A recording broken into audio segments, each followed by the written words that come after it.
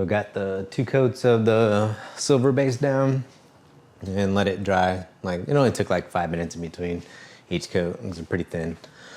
So here, we'll do the red first.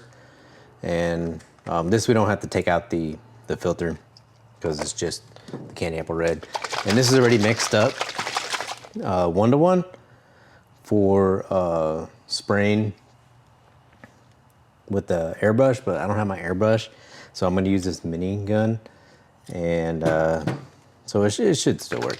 It'll be fine. So literally, it's already mixed up 1 part of the SG100 to 1 part reducer.